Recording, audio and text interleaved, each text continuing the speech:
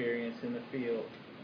And so what I wanted to kind of share with y'all tonight was my experience with comics and how, you know, oh, you come on in.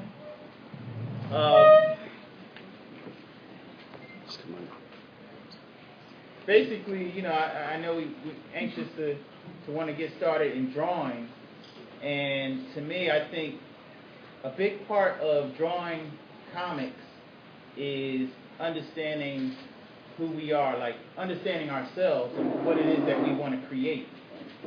Because sometimes we can get caught up in what everybody else is doing. Like, you know, you see other artists out there who's like incredible, and it's like, oh man, I want to do a book like him. So then what it is, him or her. So what happens is you already kind of set the mode to where you know, it's okay to be inspired by somebody, but sometimes it can also hinder you because you're drawing and you feel like, oh man, that's not how he would do it or how she would do it, and then you kind of frustrate yourself, you know, as opposed to like draw the way that you draw, or you may have a certain way that you think, or a certain humor that maybe your friends think you're weird with your humor, but there may be a whole audience of people out there who love your humor. It may not be your friends, it may be them over there. But you can't let your friends and those people in that area dictate what your work is.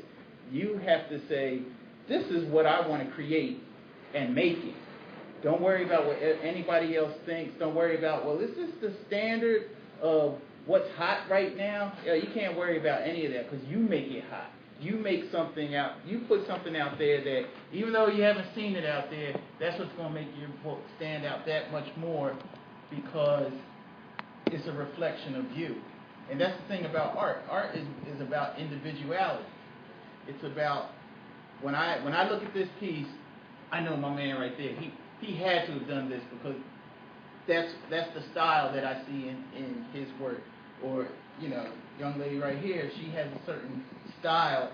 You know, it stands out on its own amidst hundreds of pieces of art. So that's kind of like what I wanted to bring to the table tonight, because in my background and way I came up, I didn't know comic book artists. I didn't know how comics were done, you know, and I had my share of Marvel comics growing up, but as far as I was concerned, comics were made on another planet. You know, I grew up in Philadelphia, Pennsylvania, and nobody on my block knew anything about it, so I kind of had to kind of take it upon myself. Eventually, when I produced my book, which was 22 years ago, 23 years ago, my son is 22, I think it's a year before he was born. So it was 23 years ago, and that was before the advent of the internet and all that, and we sold independently 750,000 books. So that's to show you that you can, whatever it is that you want to do, you can do it. The only thing that holds you back is yourself. So these books right here, this is actually a compilation of the original books, because the original books, there were 11 books, but they've been out of print for 15 years. That I came out with a trade paperback collection where I reprinted them in this trade paperback collection. We're shipping our books as far as Japan, China, Central Africa, from our bedroom. And at the time, we had moved to Dallas, and we were just shipping them from a 3-bedroom apartment. And people thought our company, Big City Comics, was this big operation that they can come visit. But we always projected ourselves like that. You always have to think highly of yourself. Even if you're using the cheapest of material, you can always justify it and call it something else, you know, to make it bigger in other people's minds. And that's how you eventually become that which you speak. So what we did, we spoke it into existence, that we are this, you know, Big City Comics was the name of our company, but that was also how the way we were thinking. Think big, think beyond like the norm. So, and then we recently just came out with this book. This is our first spin-off from the comic series. It's called The Cold Hard Cases of Duke Denham. And I illustrated the cover. My brother wrote it. So it's a family business, so family was involved. But this is our first novel. So this is not illustrated. This is basically like a teen reader to adults. So so not only with just doing the comics, you kind of want to also plot out your direction. Like, where do you want to go? What's the purpose of your comic book? Is it just to make people laugh? Yo, that's cool. You know, are you trying to create something to get people to think? You just like action and adventure? You know, and the thing is, it's what you want to make it. Because even with everything I'm sharing you and sharing with you tonight, it may not work for you. I'm not saying this is how you do it. What I'm telling you, this is how I did it. And what you do is you take from what I'm saying what will help. And if something doesn't help or it doesn't work for you, hey, that's fine. You know what I mean? So, and I was going to show you some examples of some of the things that I've done, and then we were going to move to another stage of the evening. Mm-hmm. But before you want me to show you that, and then have I'll go to top, huh? Yeah, this is an actual presentation that I do for colleges and universities, but I'm not showing you the whole presentation tonight because actually it's an in-depth presentation. Oh, you can stand up and move around if you want to see it.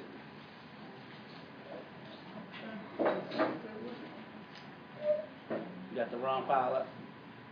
No, the file is just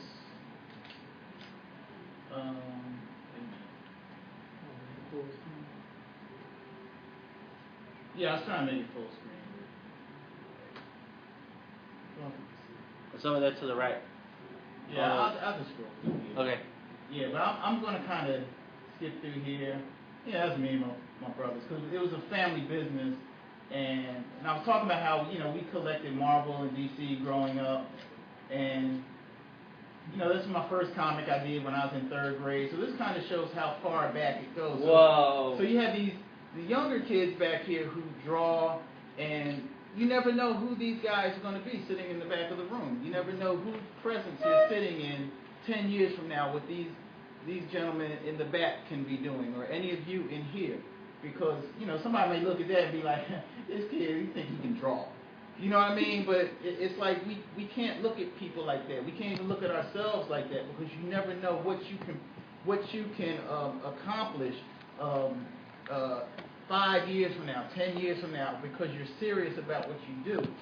So as I was coming up, just as a young black man in Philadelphia, you know, this is how far back I've been drawing, and I always wanted to do comics. But like I said, I didn't have anybody to show me. There was no guidance, and, you know, so I pretty much had to learn a lot of things on my own. And so this is just kind of going through that phase. So when I was talking about your mission, like, what is your mission with the comics? What is it that you want to do with your comics? Because that's also what makes people want to buy your books. Now, if you just draw cars, because I like cars, and you just draw cars, you're going to have people that love cars. They may buy cars. They might buy your book because they have a love of cars, you have a love of cars. But you may have something about your book that is cars and it's funny. And it says something to this generation, so that sets it apart from other people who draw cars. You understand what I'm saying? So when I was coming up, I felt as though black superheroes, they didn't represent me. Like, there were a few that were out there and I liked them, but I always said, and how come we don't really have, like, there was a certain type of hero that I wanted to see.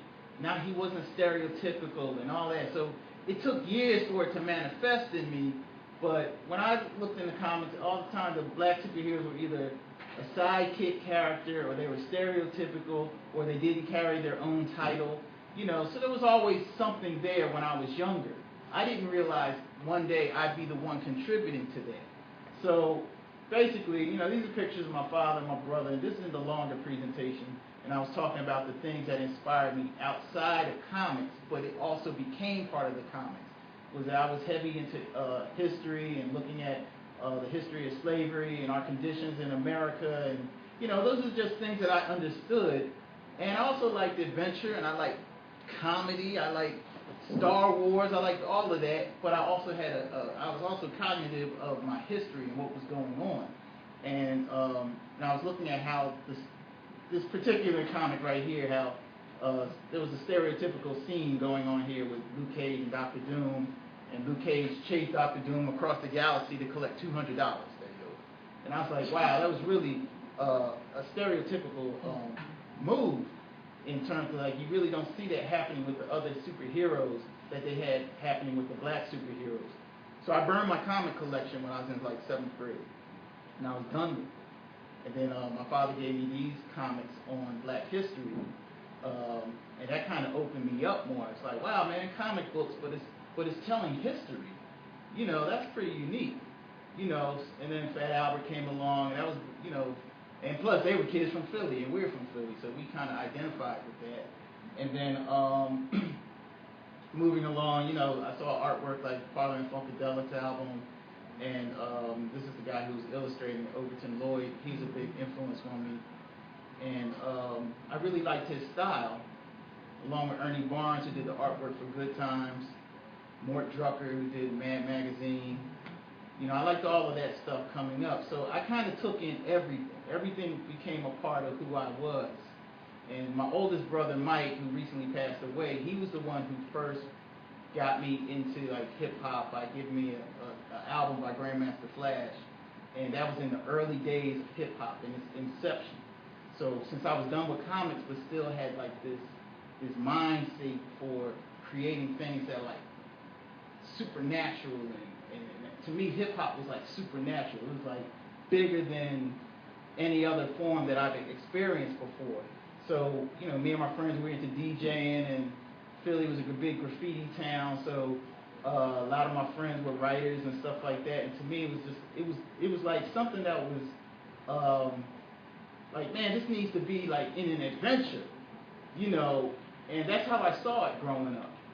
But nobody was doing it. I would go to, you know, this was me when I was younger, I was 19, you know, I got into airbrushing t-shirts at the mall in Philly. So like a lot of guys in the city would come and have me airbrush their shirts and things of that nature. And so my style started reflecting more of what was going on in the city. And this is like 1984, you know, I was like 19, so I was taking elements of the city, but putting it in cartoon form, because I still like comics and adventure. So things that were happening in the city, I was turning into adventures, putting it in the comic, and trying to make it more supernatural. So this is when I used to airbrush at the mall. So this is going back. That's an album cover I did for Rooftop Records in Harlem. And I'm sharing this with you guys, and I hope you're understanding that you don't have to separate comic books from the other aspects of your life. What gives your comics depth is you putting your full self into your books. Not saying you have to, but it can actually make your work that much more powerful than the next person, because you may speak to somebody else. Like say, hey, I grew up, I didn't have any friends growing up. So you create this character who's like Charlie Brown. Charlie Brown was always like clown. You know what I mean? But a lot of kids who probably were clown could identify with Charlie Brown, because it's like, wow, I'm not the only kid getting clown. He is too. You know what I mean? And that's why it would make such a big impact, because he was so different than maybe these other characters. So with me looking at how hip-hop was going, and this was influencing my work, and I was doing caricatures for kids in the mall, and I was doing that for many years, and I'm kind of just flipping through this real quick. And I had a shop in North Philly, so a lot of kids would come in the store, and they would get themselves on the shirt. So they felt as though I was doing a service for them, because a lot of the inner city kids felt like they didn't, especially in this time and age, this is like in the early, mid-'80s, kids didn't have places to go that looked like them. So they were all coming to me to get themselves on a shirt, or things that they wanted to have on a shirt, or things that were wild and crazy that they liked. And then one day I said, you know, I want to make a comic book, because the t-shirts, and at the time I was living in East Orange, New Jersey, right across the river from New York. So I said, I want to do something where I could put a low price on it and sell it to everybody, comic books.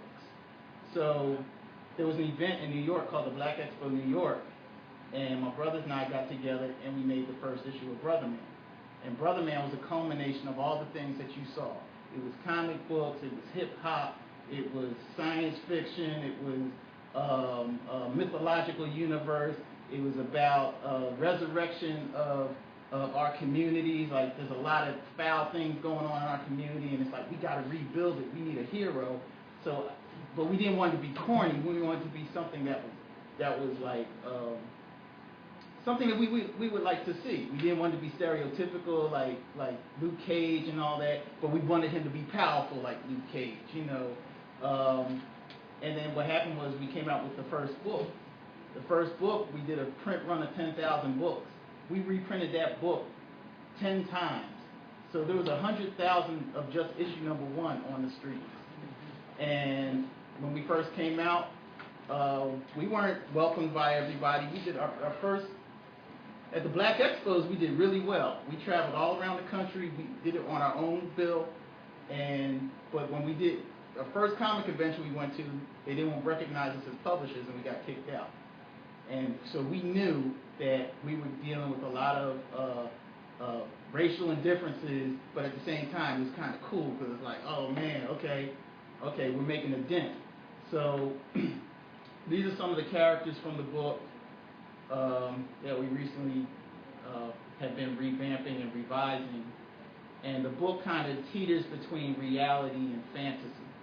And that's my brother who's the writer. And so, like I said, what we did, we utilized our family. So you may have people in your family, your friends, who may want to help you do what you're doing. Because sometimes I know doing art is like a lonely road. Because we sit in the corners of our room and we sometimes feel like, you know, is what we're doing important? You know, at one time I moved to Dallas and we were publishing our books out of Dallas, and that's when we started getting media coverage. So think about this too. You come out with your work, average person is just trying to think, how am I going to get my work out there? Think about what makes your book different than other people's books and make a press release. That's what we did. And we sent our press releases out, and it started off by Dallas Morning News, Dallas Weekly, which went to CNN. This is a screenshot from CNN Headline News, which, and by that time we only had 2 issues out. Arsenio Hall picked up on it. He talked about the book. That created a snowball effect. Ebony Man magazine picked up on it. At this point, we started building a bigger fan base. We came out with our 3rd issue and our 4th issue, our 5th issue. And keep in mind, I'm the only artist at the time. America's Most Wanted did a spot on the book. And these are like screenshots from a lot of other, I mean, we had so many different interviews that we were on. This is Tim and Daphne Reed's show. Tim Reed from Sister Sister and Daphne Reed from Fresh Prince show. He had me, and those are my brothers on the other side, and that's me on the left. And that's my brother on the left side in the middle. He's the one who passed away recently. He's the one I told you got me started really in a lot of this. And and the media coverage to this day still comes. So I tell a lot of people, make press releases. Talk about why your book is important and what separates you. Like the young guys back here, say they make a comic book. And how old are you guys? 12? Okay. 12-year-old Atlantans make comic book about such and such. And you send that press release out. I'm telling you, there's somebody who's probably going to say, oh, we need to show this so other 12-year-olds, because you're inspiring other kids who probably think they can't make a comic book, but you may not realize that you're now the one holding the torch. Everybody wants to meet you now because you did it. You see what I mean? And then when you put that out there, next thing you know, you're on Atlanta Journal-Constitution. And that goes out there, and somebody else wants to, hey, who's those 12-year-old boys that made that comic book? I want to have them on my show.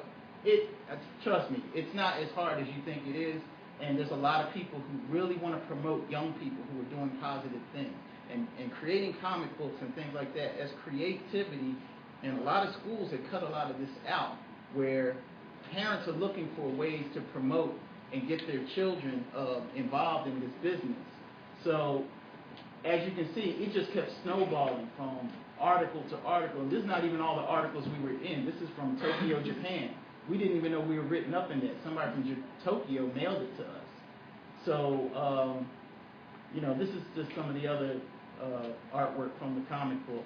So we was really on that really fantasy, surreal, hip-hop type journey. And we created this universe over the years. where now we have a fan base that's dedicated to the works that we've done. So, I'm not going to draw it out because I know we want to get right into it, but because this is, like I said, this is a longer presentation that I do at universities that's actually more in-depth. So basically, this is, there's a big history going on there, and I'm sorry if I clicking through here real quick. But I was going to show you some of the recent artwork. And also I worked in on the show Wild Thornberries and Rugrats as a character designer, and this was after doing the BrotherMan run, and then that took me to where I am now, Atlanta, the Turner Studios and Cartoon Network doing character design. And so basically, sometimes when you create your own work, your work goes in circulation, other people see it, and now they want, it also serves as multi-purpose. When you produce a book and you create work and you get it out there, other people may see your work. It's like a calling card where people say, hey, I want that guy right there to draw my book. Now you're getting other work from the work that you did for yourself. You see what I'm saying? So I just really kind of want you guys to think in terms of, and this is pretty much the end of it, because this is what we're working on now, which is an all-new graphic novel. And I can actually probably show some of this. But this is the continuation of the BrotherMan story. But, so basically, and I'm going to pass it on. My thing is, this weekend you guys are going to learn a lot of techniques. Dan is the man, and this brother has been really cultivating the arts, which is really something that's important for a lot of the younger people coming up. But my thing is, I just want you guys to think in terms of thinking big, thinking original, eliminating all people that talk around you, that anybody says anything negative about you, they're like null and void. You know what I mean? And whatever it is that you want to do, even if it's a long journey, like I said, it's 23 years. You know what I mean? But I'm still doing it. So you may say, oh, I've been working on this for 3 years. I'm like, hey, man, that ain't nothing to me. Because if you really love it, you'll be doing it till you're 60 years old. You know what I mean? So that's what I wanted to say this evening. I wanted to make sure I got that in. I didn't want to absorb up too much time. But I thought that's important because the foundation beyond just the technical part of drawing is our mental strength and digging into ourselves and putting that on paper. Woo!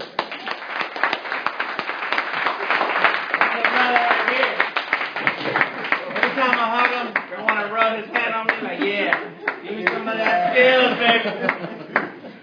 All right, let's hear from Joseph Wheeler. How y'all doing? All right. I'm Joseph R. Wheeler III, and I'm the artist. I'm artist, founder, and the president of the New Art Order, and also an event takes place annually here in Atlanta by the name of HonestCon.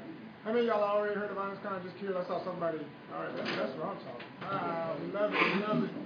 Okay. Can I put up my banner while I'm talking? Yes, you want to? Do you have it? What do you have? I realize I didn't. No, I'm talking about just this. So Yes, put it up. Yes, show 'em. And talk about it when you do it. This is my banner I'm putting out here. Yeah. It's the only thing I got to show some of my work. But I strongly encourage everybody, you got your smartphones out or just good old-fashioned pen and paper, please check us out online, honestcon.com. It's ONYXCON. Everybody's going to get a flyer tonight. Everybody's going to get a flyer, yeah. But and if you want to see more of my own personal work, you can check out thenewartorder.com. And so, as Dan was saying, I met him, wow, I can't remember what year that was. But put it like this, Dan, being a true practitioner of the arts in many ways, you can look at Dan and know he's involved with tats, but he used to be with a tattoo studio that not only was just tat studio, Vantage Point, correct? Yes. They also did art shows. And when I found out about that, I was like, wow, okay, they're unique, they're taking it to another level. I really like that. And at the time, I just published my first kind of demo in the comic book biz of what you call an ashtray. So, and that's what Dan had showed y'all earlier, that black and white book. Mm-hmm. So that was my very first venture, you know, in publishing. And, you know, it's funny, every time I see that now, I'm just like, I'm proud of it, but I'm making so many steps away from what that was. And as things continue to grow, and many artists can relate to this, you know, whatever you start now, it's funny how life goes. You know, it will change with you. You know, your art changes with you as an artist. It's just a natural code of things. And I would encourage, excuse me, all of you, much like some of the things Dawud was saying, you know, let that path guide you. It's a reason for that. That's good. You know, whatever you're doing now, don't get stuck on anything. Stay free, stay creative. Be an artist. You know, when I began, another thing that me and Dan had in common, because literally I just walked in off the street with these books like, yo, I'm going to go up in here and see what they're doing. And the first thing Dan saw when he saw the book, he was like, Lucha Libre! And we was both like, yeah. He was like, oh, man, we used to run around. I never forgot this quote. He said, we used to run around with the mask on as kids, man, and it would get so hot outside and be stuck to your face. And I was like, man, you know, it was like, and I appreciate that from him because, you know, I'm born and raised in Atlanta. And I found out about Lucha, and it influenced my life. How many of y'all know what I'm talking about? First of all, I don't want to talk over folks like y'all know what Lucha is, but Lucha Libre is basically traditional Mexican wrestling. That's the shortest way I can put it. It basically means the free fight, and it is not only a cultural phenomenon, but it's, you know, in Mexico, to my understanding, you know, there's Lucha Libre, there's bullfighting, there's boxeo or boxing, and soccer. That is the top of the everything, you know what I'm saying? So, and I've done just a lot of cultural research. And like I said, I grew up very black in Atlanta, Southwest Atlanta, you know what I'm saying? You know, as far as where I lived, I started in College Park, and then we moved to as far out as Fairburn. So, you know, still mostly black, white, and that was it. I knew, what I'm saying is, the cultural influence of Mexico is what got in me with Lucha. But I grew up loving a lot of things that were in Mexican culture. So I think that's one of the things that kind of tied me instantly to Dan when I met him. I mean, you know, I grew up... Because I'm Mexican.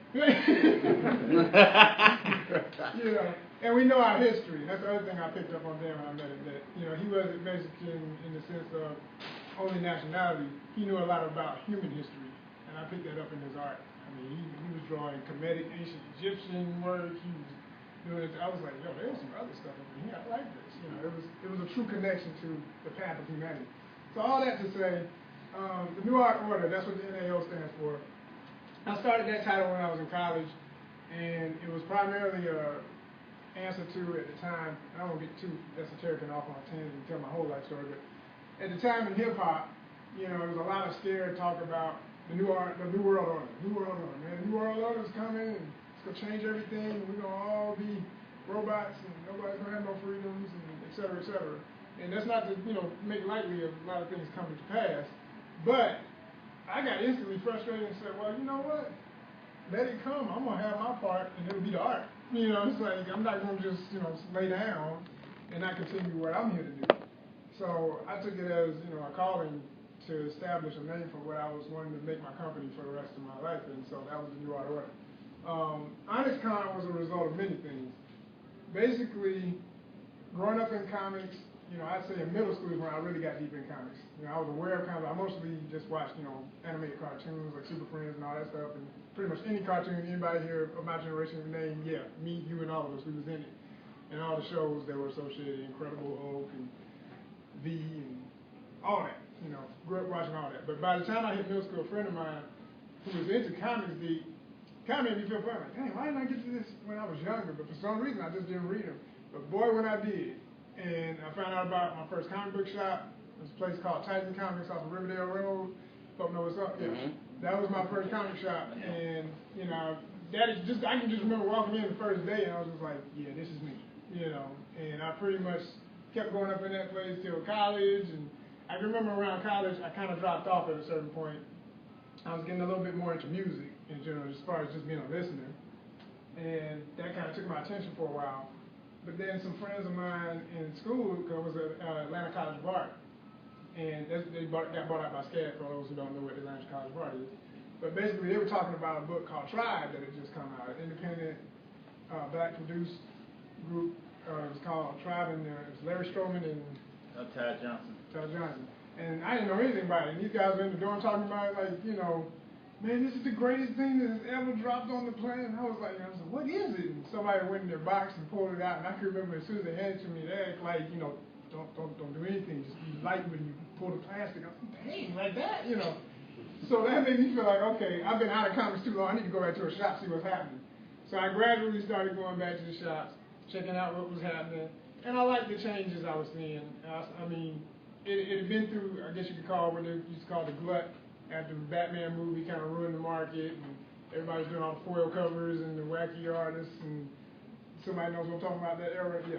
So, you know, and that was another reason why I just didn't care as much about comics. But then I decided, okay, as I saw the art getting better and I saw people taking chances and doing new types of stuff with the medium, not just the panels and the bubbles, you know, I saw some folk painting, you know, doing the things that I had been exposed to with different mediums other than just, you know, pencils, inks, somebody do it on the computer, bam, it's going to print, you know. And there's nothing wrong with that, by the way. I have nothing against the traditional medium, but I'm a big advocate of thinking outside the box and changing things. And much the same with like what Dawud was saying about your content. You know, don't separate yourself and your experiences from whatever you're going to create, because the world needs you to tell your story. Your story is what's missing. You know, if you keep telling what Stan Lee told, he's laughing somewhere and saying, what are these kids doing? This is not comics. You know, he may get out there and say, yeah, do it the Marvel way, but they really want to see something new, even whether they're interested in hiring you and if that's the path you want, or if you, more importantly, in my opinion, do it independently. You know, and truly establish something that's going to change the world and change the way people do things. You know, I was looking at, how many of y'all got books from Free Comic Book Day this year? Okay, did anybody pick up the new Archie, the little short, small, digested? You saw it. Did you see the story in it with the two black characters? It was a lady had a little short fro, and she's like, you didn't even look at it. Okay, I figured. Okay, you know, but I mean, you know, I'm not like, you know, I wasn't a huge fan of Archie growing up, but I know the character, and all I mostly liked about Archie was the color. I always liked how colorful it was.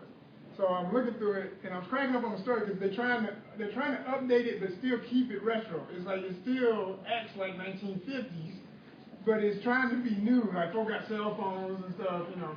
And the guy was basically saying he had some project for class and he wanted to do a video game. And the girl was saying, you know, he was saying, maybe you can help me with that. And she's like, oh, great, because she's trying to get his attention. She likes him.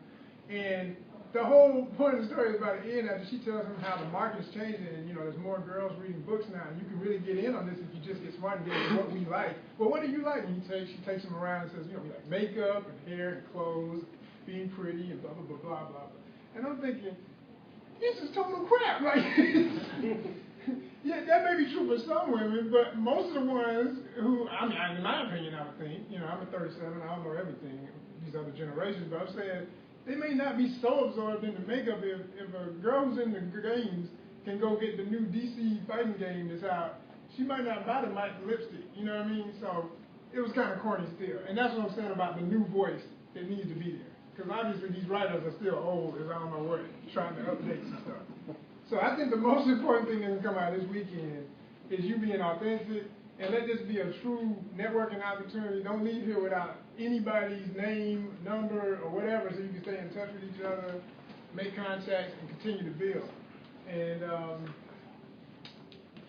I would go on and on more about well, I guess I'll get brief on that. To tell you the story of with HonestCon, what it is we celebrate the impact, contributions, and presence of the African diaspora in all things popular arts.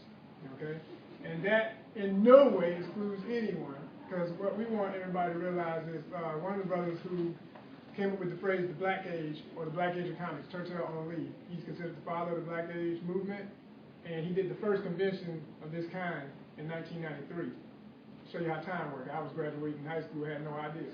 You know, like I said, I'm going to college, listening to my music, thinking there's really no huge growth in this area of what I was doing. Little did I know, this educator in Chicago, who had been in the game, had already decided we need our own distribution networks, we need our own outlets for what we're doing, we need to push our own ideas and change the world. And it was happening.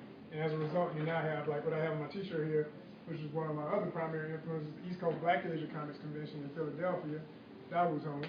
And I found out about all that because there was a show, one art show. Just like moments like this, one gathering, you know. And it was put on by an inker by the name of Rob Stoll. Everybody know Rob Stoll? Very famous mainstream artist and independent. But Rob is phenomenal. Look him up, you know, Stull. But basically, Rob did a show in Macon at the Tubman Museum. And it really changed my life because after I saw that show, I realized how many people were working not only in the quote-unquote mainstream with DC Marvel and all that, but also folks who were doing independent work. I was familiar with BrotherMan. I had not met Dawud yet, but that was my first time standing in front of one of his pieces and seeing the lines, and I was just like, golly, especially the Eruption page. Y'all who know BrotherMan know I'm talking Eruption, where the cops was fighting in front of the city hall. Yeah, y'all know that. When I stood in front of that, I was like, golly, man, what was he on to draw all this? Like, it's beautiful. So that really was a heck of a show for me. It really blew my mind and made me realize I need to get in touch with these folks. I need to see what they've been doing because obviously there's a connection to all these folks. So the curator of the gallery, Jeff Bruce, good person to know, you know, he saw that I was dedicated and he gave me what I always call the ultimate list. And it was contacts for everybody. He trusted me because he could tell I was serious and I wasn't going to just be a fanboy bugging folk. I was serious. I was going to come to some business. So I wrote and called everybody on the list, and more or less about 90% of the folks were real cool. You know, everybody talked to me on the phone, told me, yeah, send me your ash can. All I have is that black and white book again. You know, they checked it out, they liked it, they thought, yeah, you got potential, just keep going, you know. They gave me a couple of pointers here and there, and everything was good. Years later, I found out about, actually, at the same time, I talked to Dawud, a real long conversation, our first conversation on the phone, and after he had told me so much, he mentioned Ekbach. I did some research about it, found out some stuff online about it, said, okay, I got to go to this. So I got in touch with the director, Mr. Yumi Odom. At the time, he was working at Temple. He was doing it at Temple. And I made my first trek up there. And the rest was history, because after I did that for 4 years, I said, I definitely want to help push this movement, because I don't want another generation to come along and not see or have access to what I had to find. You know, I want to make the path that much easier. And that's what Dan is doing with these types of events. And, you know, I'm glad to see this room pretty much full. You know, this is nice. This is beautiful. Give yourself a hand for that, for real. And don't take that light. Because when you do these events, I mean, I could go on and on, but, you know, it pulls a lot out of you. And the main thing is we want to see turnout and influence, you know, and impact. That's everything. So, as I was saying, Honest Con came as a result of me going to those events. And I basically started in 2009. We're on our 5th year this year. It's our anniversary, so it's, of course, very sentimental, very special. And we're going to turn it out. It's going to be a blast. There's no other place to be this August. That's right. It is. That's right. Thank you. Joseph Bailey III. All right, so as you can see, we all love comics, right? There's no doubt about it. And this is an example of what your passion, where it can take you if you put in the time, put in the dedication into it. That's all it's going to take. It's going to take what you put into it. That's all. And if you just having an example of people who have done it and put in the passion, put in the time, put in the dedication and commitment into it, you can see where they've gone, where they go. And so that means that you can do it too. All of us can do it at any time. We just got to have to put in the same amount of work. That's all it takes. So you're dedicated to this, and if you think this is what you want, go for it. We're here to enjoy ourselves this weekend. We're here to put in as much as we can this weekend. No stress. We're going to try to put together a book or 2 books, depending on how many teams we get going this weekend. But the main goal is to experience what it's like to put together a book, put together the drawings, put together the lines inside the paper. That's what we have to start with the lines and the paper. And once you get that going, we'll see how far we can get to this weekend. And hopefully after this weekend, you'll feel that you've learned enough to start doing things on your own, or maybe even connecting with some of the people in here today and saying, well, let's try this and let's do that. You know, because this is what it takes. This is how it starts, by taking the first step. All right, so give a hand again to our guests. I know you're hungry. So if I checked you in already, please come on in and grab a bite. And if I had not checked you in, you need to come and see me first. And thank you very much again. Dawud, Joseph.